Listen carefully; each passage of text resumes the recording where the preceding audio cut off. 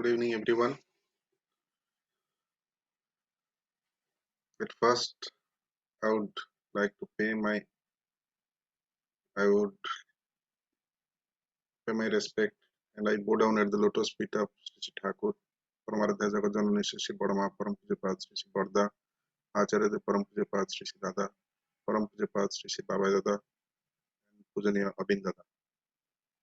I am extremely delighted to share my feelings and uh, regarding the effective diet habit as per Satsang principles. Whatever I have understood, uh, I it's my confession. I didn't find any time to go into and do a vivid research regarding Thakur's principles. But till now, in my satsang life, whatever I have experienced with banking on those experiences, I'll share my slide presentation with all of you.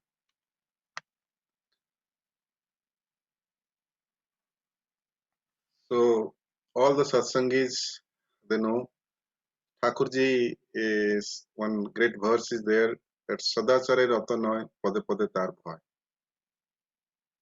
Few years back, Param Pujapad Sri Baba Dada was talking to all of us. Suddenly he was telling, one day will come when people won't be scared of the atom bomb or people won't die from bomb explosion, but rather they will die because of lack of hygiene. So this is so important. Due to lack of hygiene, people are dying. So this is the present scenario which has been told many years back by Param Pujapad Sri Baba Dada. So why I'm quoting this? Because the next whatever I'm going to discuss regarding the physical hygiene part, the Sadachar, there are three parts we all know: mental, spiritual, and physical. So today we'll be talking mostly about physical hygiene and most precisely it will be in diet based. The effects of the good effects of vegetarian diet and all we'll be talking. Uh, Thakurji's another verse, the मांस मांस खासने यार पियाज रसून मादक छाड़. So all the cream of the society, those who are facing the so-called intellectuals in your day-to-day activities, the first question comes to us whenever we go to any party or anywhere.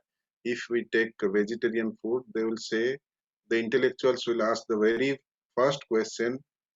Being a doctor, you are taking vegetarian food. You know, the non-veg food is so, I mean, best proteins. They are best proteins. They are best in everything. So why do you take this proteins? So to answer to this question is, if I will say, uh, they will be thinking, oh, you are saying a very trivial thing. It's not important. But American Heart Association, the most respected organization, so the AHA guideline now says, so I'll be showing with the studies, this is the AHA guideline, the paper shows how to prevent heart attack. So here they are showing Adventist Health Study 2. This cohort they have shown the animal protein that who are consuming meat actually 61% increased mortality rate. Whereas when the meat is replaced with nuts and seeds, the mortality rate comes down by 40%. So it's such a vital study that your meat has been replaced and your heart attack risk is reduced. So now all of us know that our great cricketer Saurabh, even he's a cricketer, his activity is good, he's physically active, and yes, he obviously he's very health conscious. Definitely, he's undergoing the checkups and the carb intake and everything is maintaining. But what is the thing? What is the most important thing? Why he had heart attack in such a tender, such young age? The thing was he was a non-vegetarian, so he was taking the animal protein. So here you can see why a person can have heart attack if he takes non-vegetarian food. That means the animal protein, the best protein we are taking, I'll be discussing why the animal protein, the best protein, is harmful to our body in the next few slides. And the other study, Sang et al., they also have shown the mortality rate was associated, the mortality rate was lower when the animal protein was replaced by animal protein, the plant proteins. Another study is a predimate that Mediterranean study. Uh, we all know that Mediterranean diet is good for health and they live longer. So because they're mostly their diet contains the fruits, nuts, vegetables, and so many things. But few of them they take fish. So the not when once that animal protein is removed from Mediterranean diet, so they have shown the significant mortality reduction. There was 41% reduction in mortality in that two groups when they have removed animal proteins and only that Mediterranean other vegetarian diet. That was also a very significant study in this context. So why the best protein we are taking is not helping us? Because the best protein also contains the worst toxins. So what are those toxins? The IGF-1, that insulin-like growth factor 1. So this is one of the hormone. This like hormone like substance that produced in our body. What happens when you take animal protein that contains a huge amount of essential amino acids, which is actually is not all of the amino acids are not even required. And when we take all those amino acids, essential amino acids, that promotes a hormone growth, that is IGF-1. What that IGF-1 does, that will increase your cell division. That won't see which is your good cell, which is your bad cell. All your body is having some cancerous cells also. If they find that suitable environment, they will also try to grow. So IGF-1, when the cell divides, so you will have a better physique. You are taking animal protein, so your cell division will start accelerating, and the growth which was supposed to be achieved at 20 years will be achieving in 5 or 7 years. So you'll be happy that you have a very good physique and everything is going well. But simultaneously, you are harboring a cancerous tissue which is maybe there in your prostate, in your kidney, in your throat, or in your stomach, any or in liver, lungs, anywhere. So one cancerous cell also, they also grow. Suddenly, they also grow. So then our life expectancy comes down. So this is how, if you take the animal proteins, that will also, there is an increased chance of you are having a cancer in your body. The another thing is the PAH, polycyclic aromatic hydrocarbon. This is another nonsense toxin. So when you are taking the seafoods, so you are getting this PAH, which in turn will do some inflammation in your coronary arteries, and then there will be platelets will go and plug there, and they will create a clot, and you will have your chances of having heart attack will be very high. Another is TMAO. Sorry. So the PAH, please pardon me. PAH, where we get the red meat when it's grilled in a high temperature, the fat inside the fat in the surface go inside, and that is converted into trans fat, and that PAH, that grilled meat, that red meat we are taking, so that grilled meat is responsible for so many cancers. So like the PAH, breast cancer, prostate cancer, colon cancer, and kidney cancer, so many cancers. Why cancers are so frequent? Colon cancer is so frequent in plant protein eaters. Why? Animal protein is lack of fibers. Plant protein is full of abundant fibers are there. So the fibers protect our colon from colon cancer. So fibers are such an important part of our food, day-to-day food. And another is the TMAO, trimethylamine N oxide. This is available in seafoods, and that causes the coronary artery vessel injury, and in turn you will have a risk of heart attack is very high.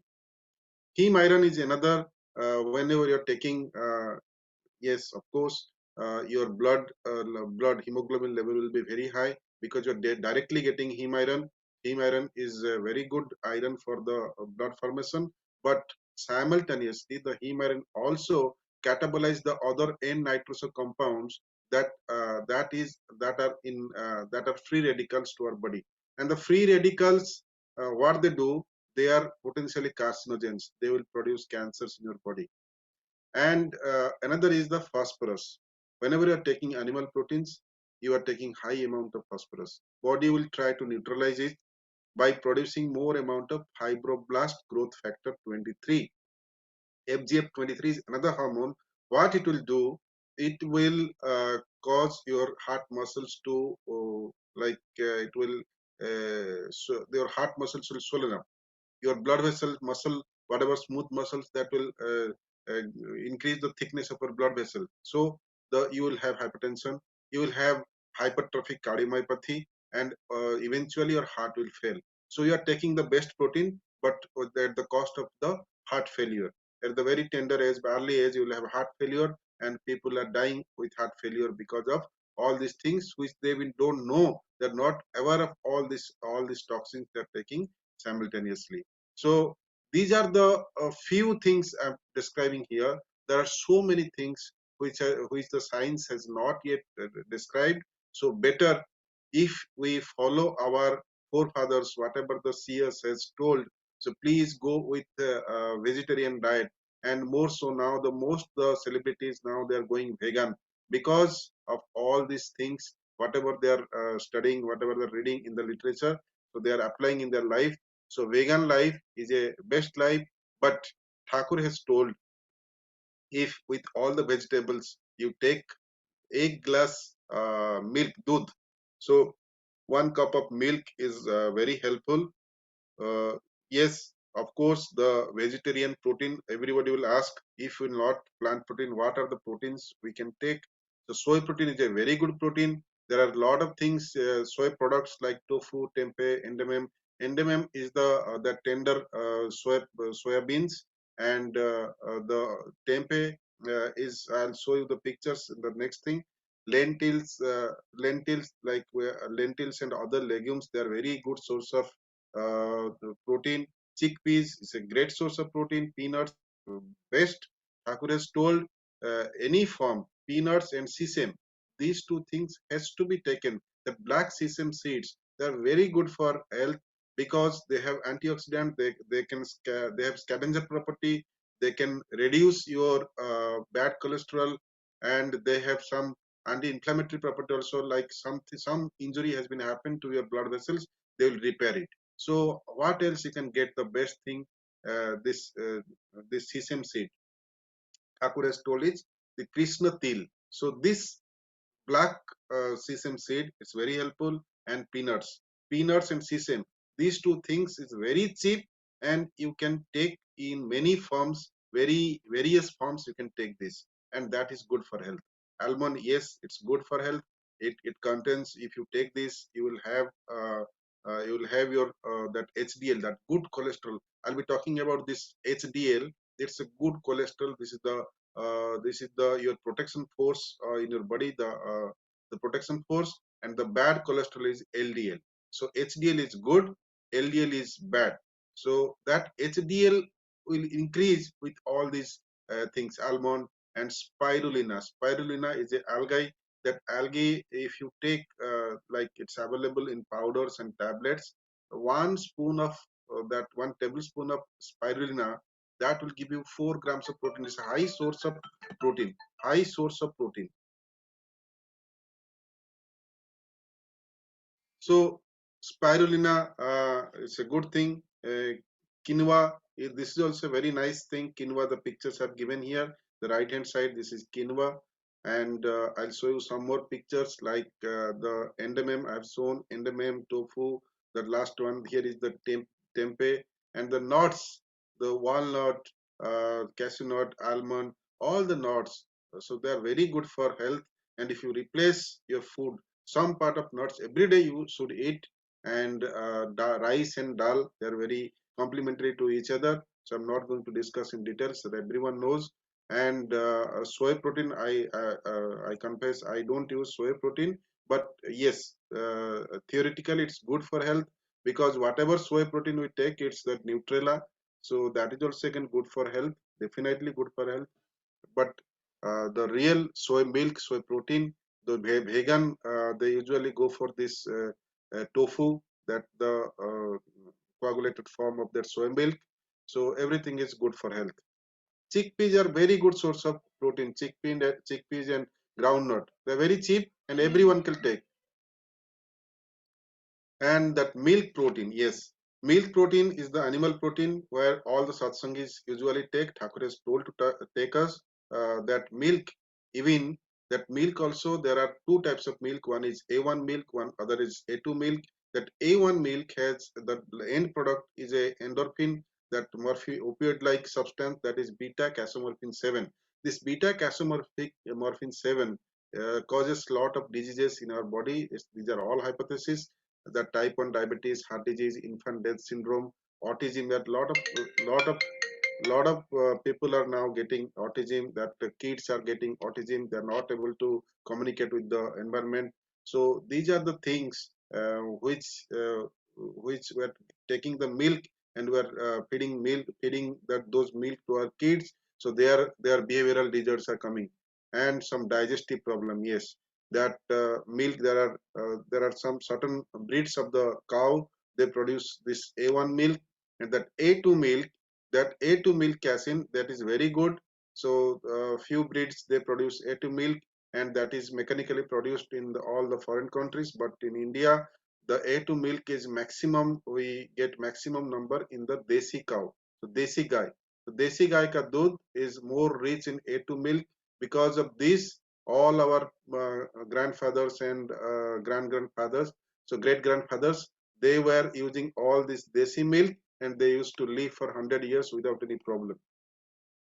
And one story just comes to my mind here. One of our satsangi, Guru Bhai. So he was suffering with a critical disease, but he saw so many hospitals. He was running hospital after hospital, but finally he came to Devghar. After rejected by all the hospitals, he came to Sri Dada. Sri Dada heard his agony, and then he said, one advice, please stop eating milk. And he stopped eating milk, and after few days, surprisingly, he was absolutely all right. So the best doctor is not to treat the disease itself, but to treat the cause of the disease. So why the disease is happening? So this is one diet, one milk was causing so much trouble to that particular person. And Acharya Param Puja Dada, one single advice, that that healing advice uh, gave the life to that particular Dada. So yes, another form of taking milk is yogurt. Yogurt is a very good source. So there are a lot of calcium, a lot of phosphorus, a lot of magnesium, vitamin B12, and so many things. B complex vitamins we get from yogurt, and protein content also very high. 200 gram yogurt contain 12 gram of protein, so it's a very high, rich source of protein. And of course it's it boosts your immune system, because it contains the probiotics, the bacteria, the lactobacillus. And also it's benefit the heart health by increasing the HDL cholesterol. Again, this will increase your HDL cholesterol and reduce your blood pressure. So blood pressure is a very dangerous thing to have, because blood pressure and diabetes, these two things, if you have, you are very prone for cardio any time that sudden cardiac death due to heart attack. So these two things has to be managed by the dietary modification. So blood pressure we can reduce by limiting our sodium intake in our diet. So it's a 2 gram sodium intake has been prescribed by anything very many persons, and Param Pujya Sri Borda has told all of us to reduce salt and sweet intake after the age of 40, because after the age of 40 all will have the tendency to get hypertension and diabetes because of our sedentary activity. Yes, carbohydrates. So these are now like the new dictum. Even these are the worst things than the animal proteins, than the fish and all. So I'll be showing in my slides. Sugar sweetened, artificially sweetened beverages. So 20% increase frequency of getting diabetes mellitus. And last studies have shown if the intake of sugar is more than 20% of your calorie intake, then so that is harmful for health. You will have your coronary artery disease early, because uh, because there is an inverse relation between the sugar intake and the HDL cholesterol. If you take more sugar, your HDL cholesterol will go to the liver and it will be washed out. So better not to take sugar. That is the refined sugar.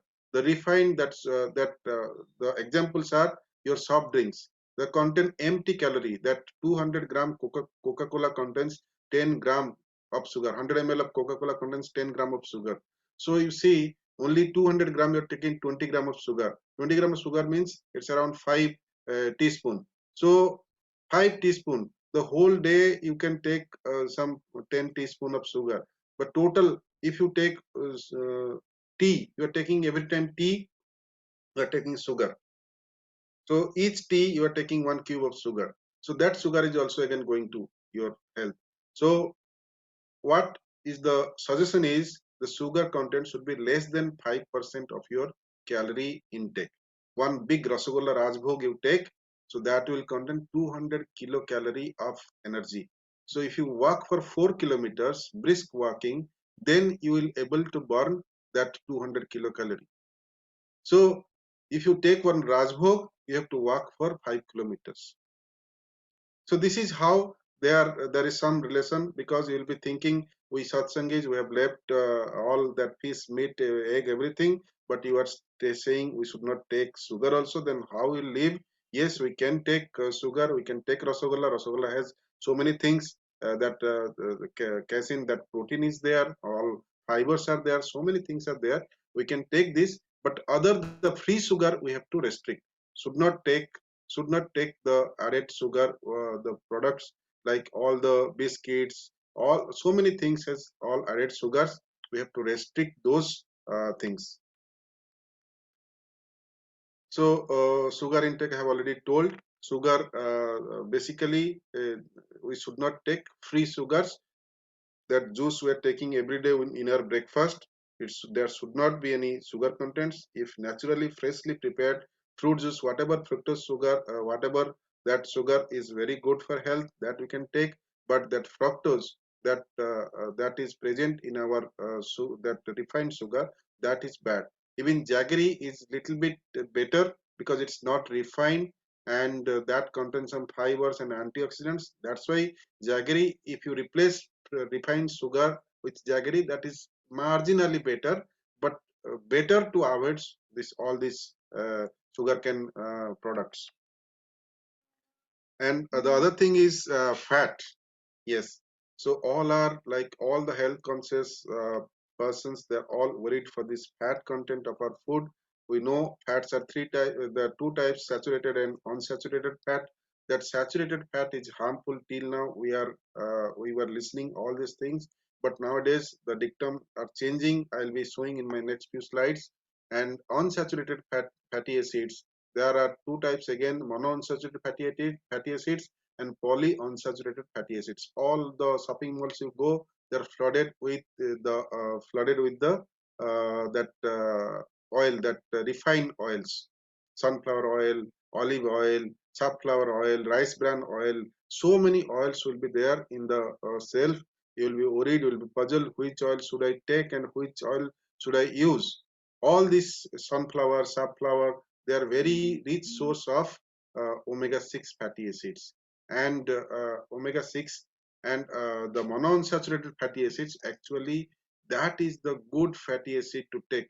Monounsaturated fatty acid will protect your heart. It will increase your HDL cholesterol and it will decrease your LDL cholesterol. That monounsaturated fatty acid, that is the best thing to take, which is present in highest amount in the olive oil. That is the extra virgin olive oil. That olive oil, actually the problem, one of my colleague, one doctor, my friend doctor, when I talked to this topic to her, she said, listen, I'm taking olive oil, everything, all deep frying and all we are doing in olive oil, and after doing that we throw that oil. Well, okay, you are doing a very wrong practice, because olive oil is a very having a very low smoke point. It's not meant for deep frying. that is meant for only sauteing, and only you can put it in your salads, and you can take this. If you take this, that is actually good for health. But the thing is that omega-6 fatty acids, so many omega-6 fatty acids, so much omega-6 fatty acid, actually you don't need. Whatever our regular food, that is actually, it's a high content of omega-6 fatty acids we are taking. Actually 16 times more we are taking. Your body needs only 1:1 proportion. Omega 3 is to omega 6 should be 1:1. It can stretch up to 4:1, not beyond that. If you are taking anything more than 4:1, then you are taking actually a high dose of essential fatty acids. Essential fatty acids are only available in these food sources. You won't get it. It's not produced in the body. So actually you are taking in a high amount. If you are taking in this essential fatty acids in a high amount, that is again harmful to your body. So the things in excess are harmful. Things in deficit, in less, also harmful. It should be a adequate proportion. You should take a adequate proportion, average proportion. So you should choose a food which having average proportion of everything. So the mustard oil, which is a must in all the Indian kitchen, all the Indian kitchen, that is mustard oil. Mustard oil contains all these things, that omega-6 and omega-3 fatty acids in 1:1, and its high content of monounsaturated fatty acid. So just imagine, in our childhood, we always used to take mustard oil in our food, in our everything, in crude mustard oils also we take, and while going to bath we use mustard oil. So we hardly use coconut oil, but coconut oil also is a good thing. It contains saturated fatty acid, but this coconut oil contains medium chain triglyceride. This medium chain triglyceride actually is good. When you eat directly, it will be absorbed from your intestine, and it will be utilized in the energy. It won't go to the liver. Rather, if you take carbohydrates, they are absorbed, they go to the liver, and liver, through neoglucogenesis, liver converts the carbohydrate into fat, and that will be stored in your liver. You will all will be having. We are not taking too much of oil, but still I'm having grade 1 fatty liver. Doctor, can you suggest me why it's happening? But it's happening because of your sweet intake, not because of your oil intake. If you take coconut oil, which is a saturated fatty acid, it's not go your liver fat is not going to increase. But if you take sweets instead, you will have your neoglucogenesis and you will have fatty liver, which in further progress will lead to cirrhosis of liver, that is NAS, non-alcoholic steatohepatitis. If you ask me, I'm non-alcoholic, but still I'm having liver cirrhosis. How can it happen? It can happen because of your improportionate sweet intake, sugar intake. So there are so many sources of omega-3 and omega-6 fatty acids. I have already explained you that flaxseed, that sesame is very good, and sesame seed, flaxseed, they are very good, and that all the nuts I have told you, if you take nuts, whichever is available, even that pumpkin seeds, they are even good source of omega-6 fatty acid. So there are so many things. I've already discussed all these things, and here you can see that mustard oil, that proportion, that 6:5, that means almost 1:1. The other soybean oil, palm oil, red palm oil, groundnut oil, sunflower oil, they're all having that omega-3 into omega-6. One is 10:1, 20:1, 50:1, 120:1. That sunflower we are taking, that rich in omega-6. Actually, we are taking very excess amount of that omega-6. And we are using that sunflower oil for our deep frying. Yes, all these refined oils, they have a very low smoke point. So here one study that Harvard School of Medicine and AIMS St. John Hospital in Bangalore, all they have showed that mustard oil is good for health. It's good for cooking, but you have to accept that pungent smell, when which many people may not like it, but we are very much familiar. We love this smell. Coconut oil, I have already explained. Smoke point is very important when you are deep frying something. We should know what is the smoke point of the oil. smoke point of the oil, maximum is smoke point. All the Indian cooking, they are being done more than 200 or 250 degree or 280-degree centigrade. So if you are boiling that milk, boiling that meat, you are maybe you are cooking at 280 degrees centigrade. So all your oils are getting denatured, and that will cause free radicals, that will produce free radicals, and that is again harmful to your health. So what you should do? You should not do deep frying. So the high smoke point oils are ghee and mustard oil, and all our other oils. They are also that sunflower oil, refined oil. They can be used for deep frying, but olive oil should not be used for deep frying. Olive oil, they are having very low smoke point. So that will cause free radical, and the oxidative stress will be very high. It will injure our blood vessels, and heart attack risk will be very high. Carcinogenesis, that having a cancer, it will be very high. If you want to reuse your oil, should not, ideally the oil should not be reused after deep frying. It should be thrown away, or you should use it in some other way to finish those oils. And if you want to store it, you should strain it. You should place it in a cool dry place, and should be used as early as possible. So here are the oils, the long list of oils which are having high smoke point, low smoke points. So the virgin oil, extra virgin olive oil is the having low smoke point and should not be used for deep frying. It should always be used for sauteing or with your salads.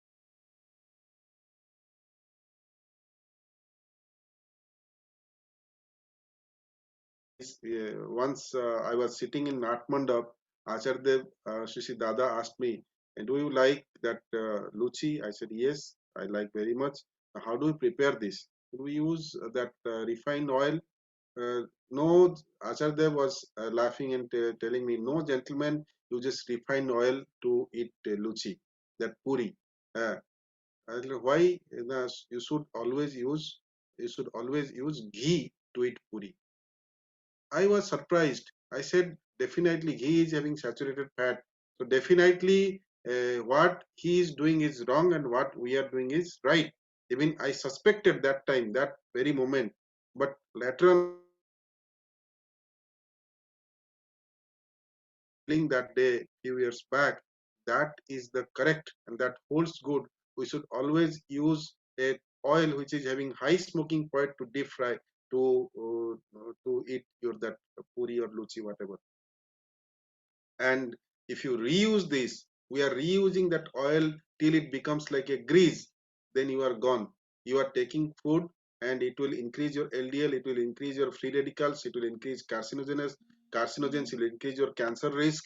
So actually it's a very troublesome thing to reuse oils. If you are reusing, just rethink what you are doing harm to your body. So another culprit is trans fat, which knowingly or unknowingly we use, because in India it's very rampant, because all the roadside vendors, they are getting it in a very cheap price. They are the vegetable oils, they're the partially hydrogenated vegetable oils. So what it will happen? So that will get semi-solid once it's partially hydrogenated, and when you use it to prepare food, that food will stay for longer time, that so that they can sell those foods. All these roadside vendors who are getting food in cheap price, they are using that trans fat, the banaspati or the partially dalda ghee.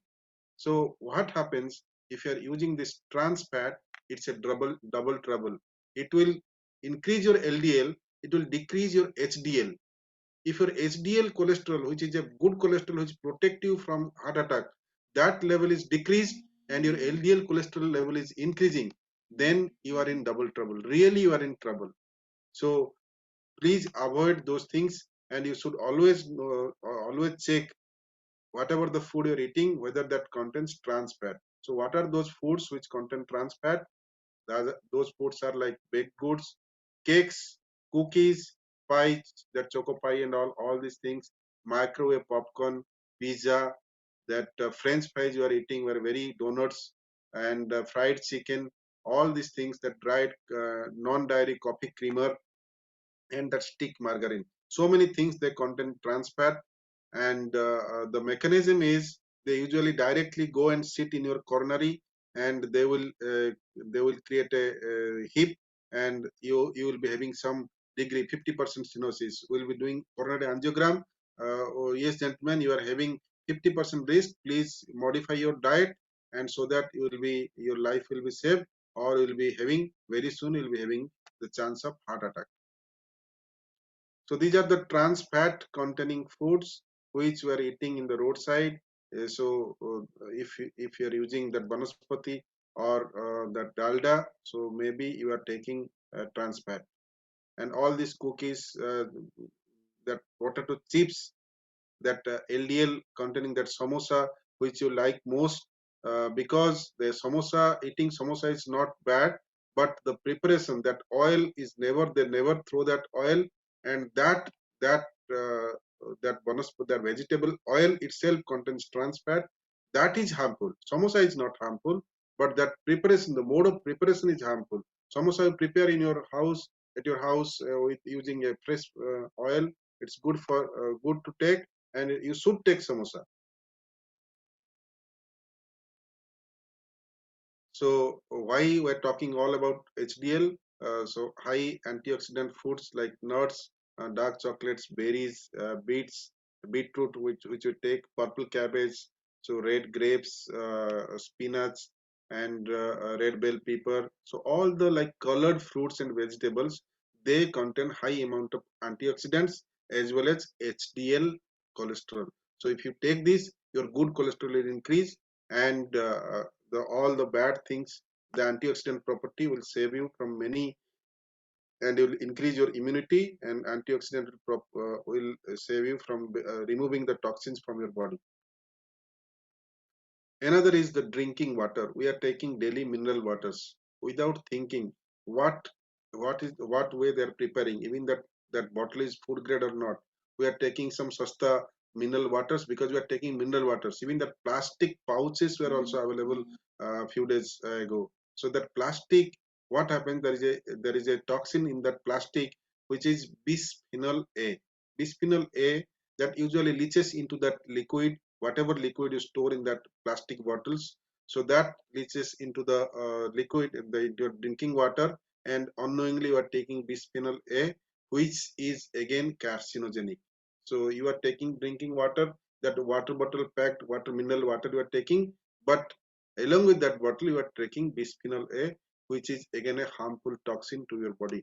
So everything, whatever food and drink we are taking, we should be always very very careful. So that's why our old ages, like in our villages, I have seen people use that muddy pots. They used to that earthen pots. They used to keep the water. So we are taking, no doubt, we are taking the most healthy water, that purified water, but the method of taking, the way of taking is not good. We are using plastic bottles, we are using plastic pouches, we are using packed food from the supermarkets. So all these things, if they're keeping it for long days, so that plastic, that bisphenol A leaches from the plastic bottle to the water, and that is harmful. So many things are there. So today, with this, I'll like to conclude because I don't want to linger my talk too much. So I think we have discussed a little bit, and thanks again, all of you, for your patient listening. Jai Guru. From you.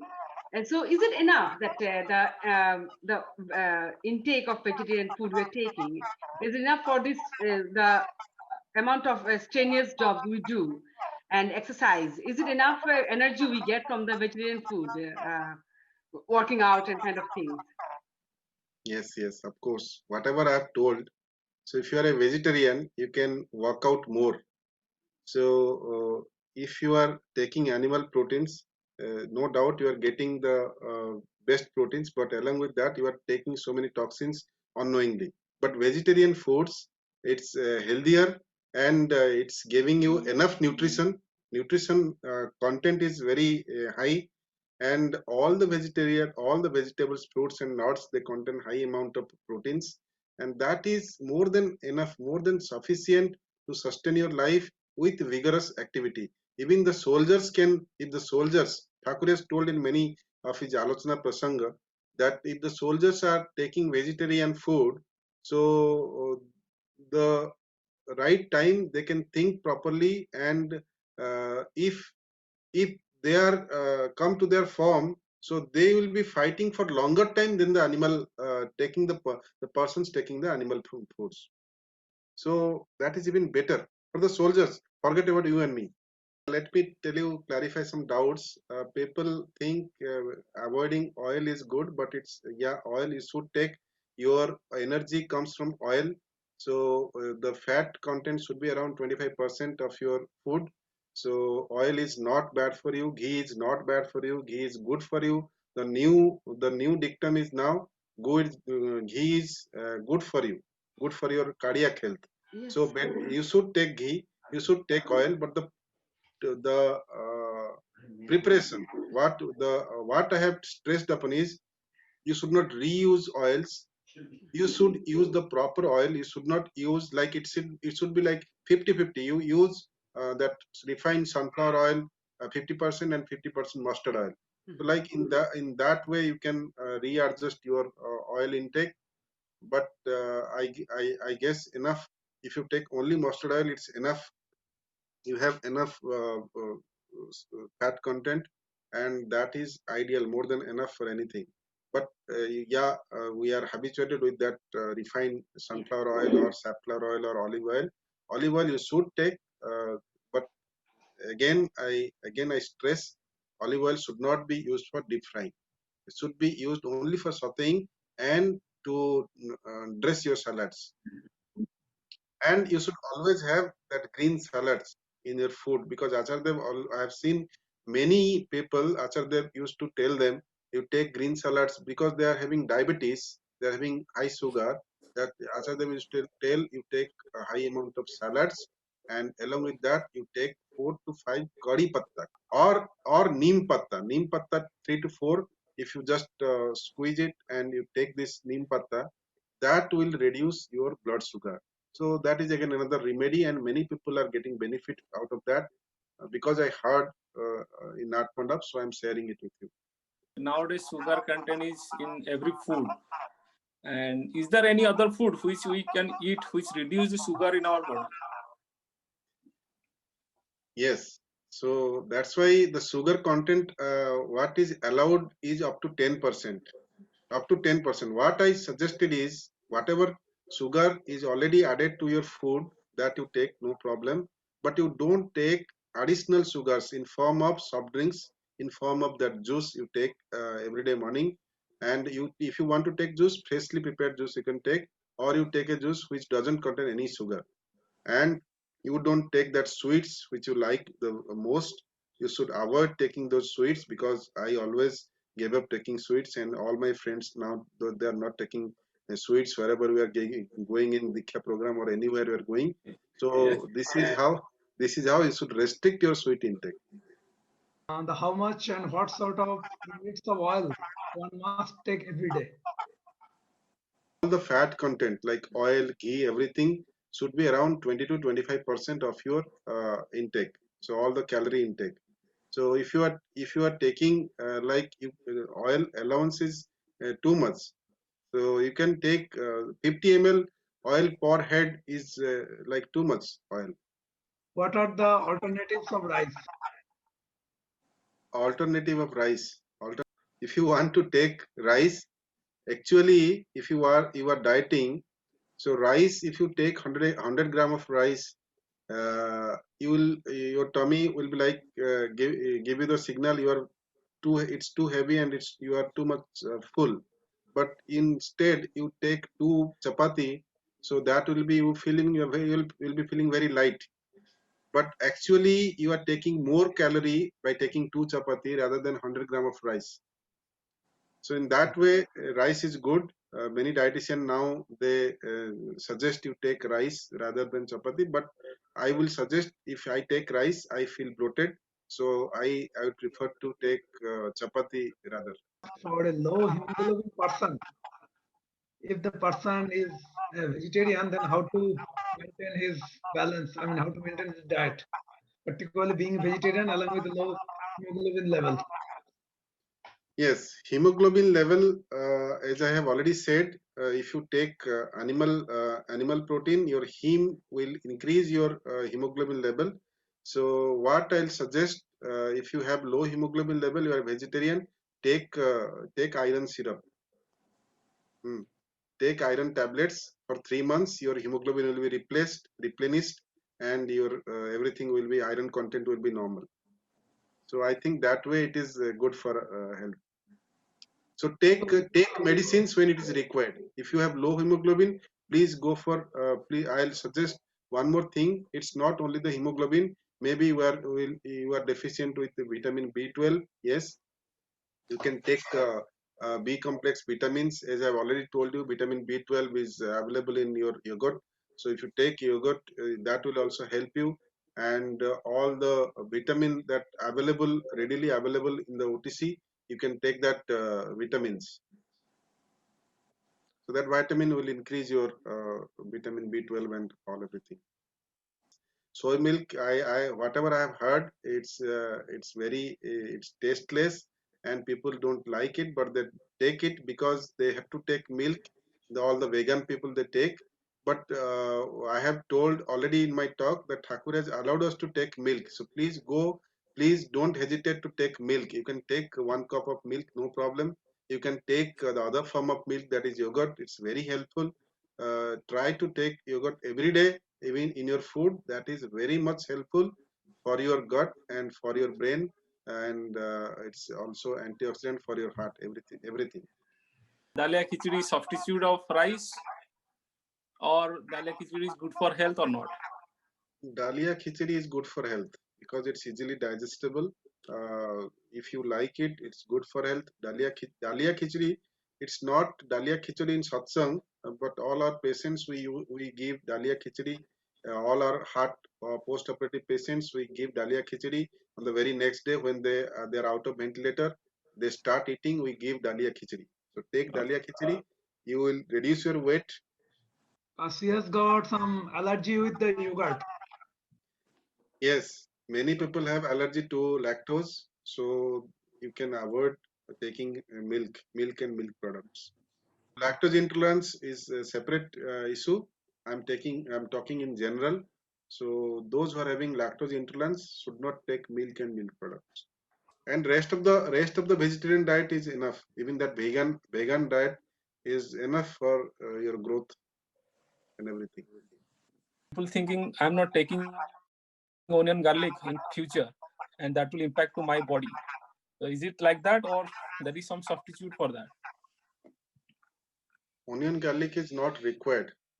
So if it is not required, should not take, because whatever whatever garlic they are saying, I'll tell you, people who are initially uh, talking about that cholesterol is bad for health, so should not take all these ghee and all. So now they are suggesting it is good for health. So what Thakur has told, so after revolving for years and years, then the pharma company, so after overpowering all those pharma company, now they are saying, oh yeah, this is whatever was told earlier, the ghee is good for health. You should take ghee. So that's why in that same context, I'm telling you, onion garlic is not good for health. If you take, or if you do regular 30 minutes physical activity, if you are a vegetarian, you are protected with your heart. You will be having very less chance of getting a heart attack.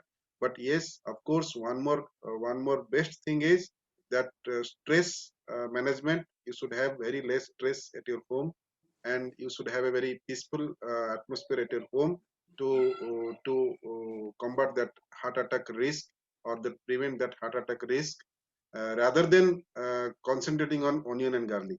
Onion and garlic is not required. It will excite your nervous system, which is not required, which will hamper your meditation. And if you do meditation, you will increase your immunity and all the system, all the hormone system. You don't do meditation, you will have high stress hormones like adrenaline and all. You will have your blood pressure will shoot up. You will have acute left ventricular failure. So many problems you will face. Believe me, if you are vegetarian, if you are doing meditation, if you have some realization, some feelings with that name, and we are repeating in our meditation, your whole the hormone system, what Thakur has told, it's a conglomeration of science and dharma, religion.